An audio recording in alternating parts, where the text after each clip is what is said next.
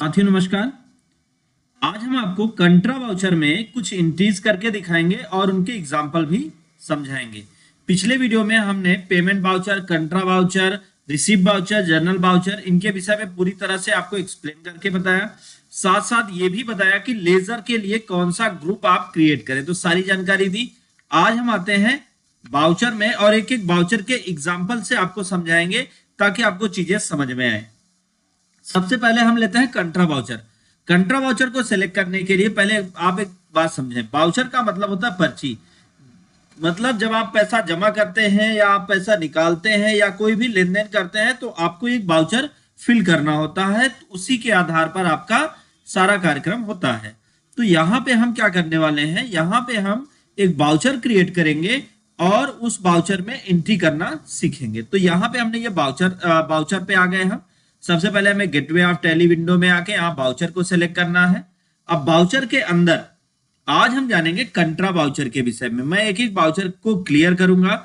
कंट्रा voucher के लिए हमें क्या करना है, सबसे पहले तो F4 की को प्रेस करना है। कीबोर्ड से आप F4 की को प्रेस कर दीजिए या आप कंट्रा वाउचर पर क्लिक कर दीजिए। जब आप कंट्रा वाउचर पे क्लिक करेंगे तो यहाँ पे कंट्रा वाउचर आ जाएगा।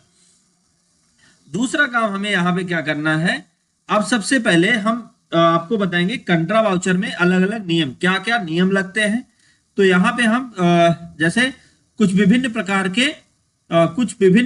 के वाउचर के एग्जाम्पल, तो जैसे कंट्रा, पेमेंट, रिसीप्ट और जर्नल, इन चारों का एग्जाम्पल देंगे। फिर उसके बाद हम सेल्स और परचेज पे चलेंगे, फिर जीएसटी और बाकी चीजों को हम अप्लाई करेंगे।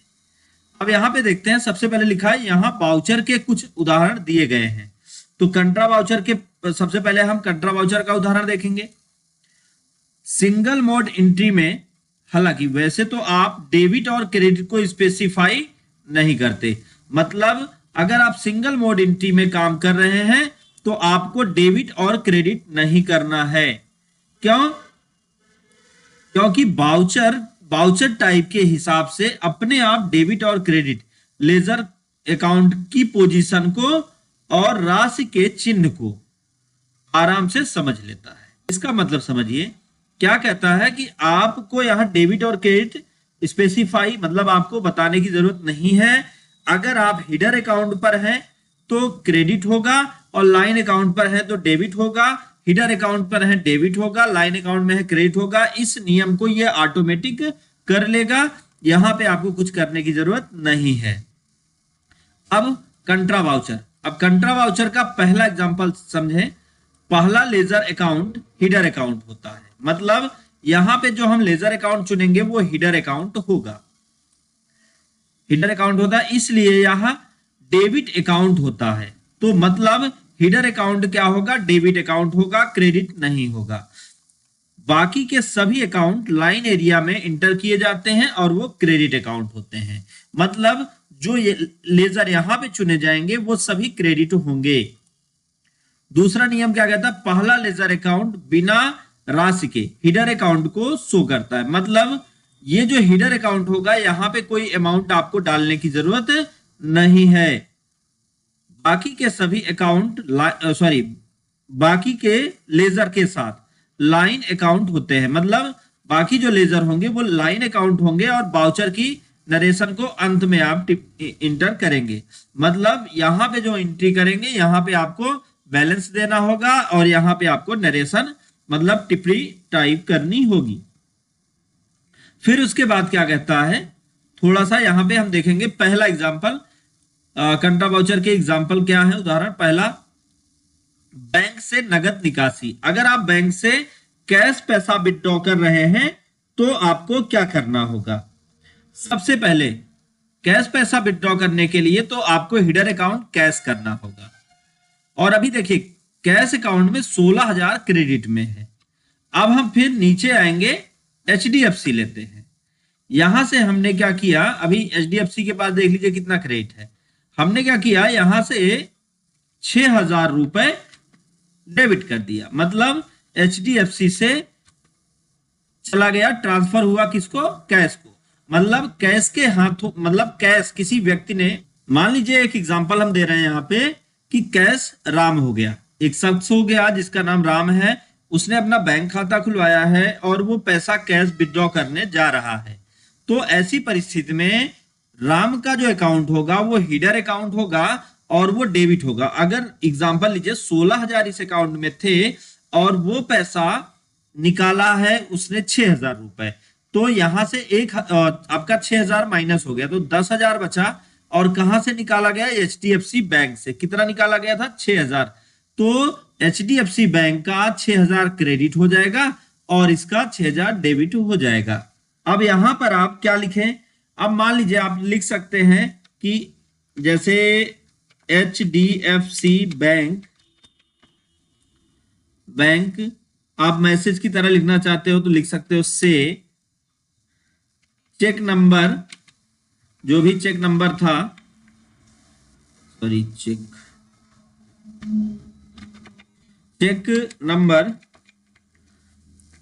नंबर इतना से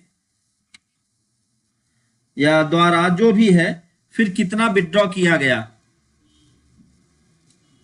द्वारा 6,000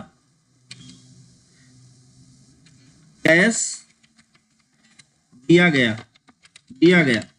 तो इस तरीके से आप लिख के इंटर कर दोगे तो ये आपका कैसे हो गया? पहला उदाहरण बैंक से नगद निकासी, मतलब बैंक से नगद निकासी का एक एग्जांपल है। दूसरा एग्जांपल हम जो देंगे वो है बैंक में नगद जमा। अगर आप बैंक में कैश जमा करने जा रहे हैं तो क्या करें? तो देखिए हीडर अकाउंट पे आपका HDFC बैंक और लाइन अकाउंट में आपका कैश होगा। अब यहां 20,000 रुपए जमा किया जा रहा है, तो अब ध्यान दीजिए 20,000 यहां क्रेडिट हो जाएगा और यहां पे 20,000 डेबिट हो जाएगा। अभी देखिएगा तो यहां पे अब जो क्रेडिट अमाउंट बचा वो 30,000 और यहां पे जो डेबिट अमाउंट हुआ वो 20,000 डेबिट हो गया। फिर इंटर। अब कैसे दिया गया? कैश दिया गया था तो कैश आप लिख सकते हो या कोई और तरीका। अब कितने की नोट थी? अब मान लीजिए कि 500 की 10 नोट थी, 5,000 हो गया, सॉरी 15,000 हो गया, नहीं 5,000 ये हो गया। इसको हम 50 नोट कर देते हैं, लेकिन ज्यादा हो जाएगा ना, निगेटिव अमाउंट 20,000 ही तो था, इसको हम 25 नोट कर देते हैं। अभी 7,500 रुपए बचे हैं तो 7,500 में 20 नोट ये हो गया। अभी 3,500 नोट 3,500 बचे हैं तो 30 नोट ये हो गया, 500 का ये 10 नोट हो गया। तो इस तरह से आपने जो अमाउंट दिया वो, अब यहाँ पे अपना ट्रांजेक्शन का जो भी डिटेल्स है वो आप बैंक का नाम बाकी चीजें स्पेसिफाई करिए। और यहाँ पे आप लिख सकते हैं कि HD, या आप ऐसे भी लिख सकते हैं कि हाँ किसी का नाम तो दिया नहीं गया, अगर किसी का नाम होता तो यहाँ पे राम या जो भी होता वो लिख सकते थे। HDFC बैंक में कैश 20,000 रुपए। अब जो भी डेट थी वो डेट भी लिख सकते हैं, जमा किया गया, जिससे आपको क्लियरिटी मिल जाए। अब एंटर कर दीजिए। तो ये कौन सा एग्जांपल हो गया? ये हो गया बैंक में कैश जमा करना। अब तीसरा एग्जांपल जो हम देखेंगे वो है एक बैंक खाते से दूसरे बैंक खाते में फंड ट्रांसफर करना। अब ये कैसे होगा? अब यहां पर एक बैंक खाता ये है और दूसरा बैंक खाता ये है। तो अब यहां पे आपको हीडर अकाउंट पर जिस बैंक खाते में पैसा भेजना है उस बैंक, सॉरी जिस बैंक खाते से पैसा भेजना है उस बैंक खाते को सिलेक्ट करें और जिस बैंक खाते में पैसा भेजना है उसको सिलेक्ट कर लें। अब यहां पे आपने क्या किया? 50,000 रुपए इनसे दिया गया इनको। तो यहां पे आप अपना नरेशन लिख दो, बाकी डिटेल आप लिख दो जो भी है। और यहां पे नरेशन आप लिख सकते हो कि जैसे अब मान लीजिए कि आपका स्टेट बैंक, यहां पे कौन सा हो गया? बैंक अकाउंट से, तो लिख दीजिए बैंक अकाउंट से अब कितना 1,000 रुपए भेजा गया, या चेक नंबर या जो भी DD नंबर है वो आप यहां पे लिख दें। लेकिन बैंक अकाउंट से नहीं, बैंक अकाउंट में, या आप यहां से लिख सकते हैं कि HDFC बैंक से बैंक अकाउंट में कितना 50,000 रुपए जमा किया गया या भेजा गया या ट्रांसफर किया गया,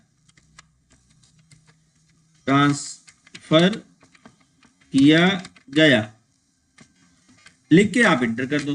तो ये क्या हो गया कि एक बैंक से दूसरे बैंक खाते में ट्रांजैक्शन हुआ।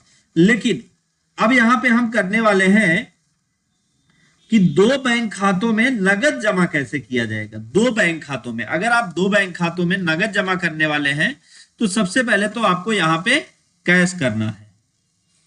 अब कितना जमा करना है,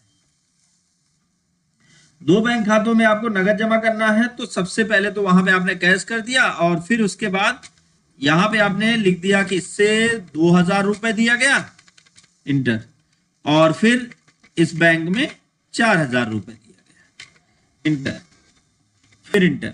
अब यहां पे आप लिख सकते हैं कि कैश या किसके द्वारा, मान लीजिए कि हम बार बार एक एग्जांपल दें, राम के द्वारा ना, राम के द्वारा कौन सी बैंक, आपका बैंक अकाउंट है,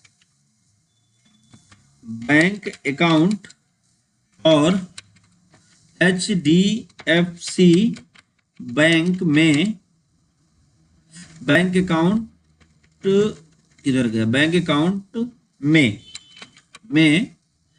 2,000 रुपए और HDFC बैंक में 4,000 रुपए कैश जमा किया गया, कैश जमा किया गया, ये लिख के आप एंटर कर दो।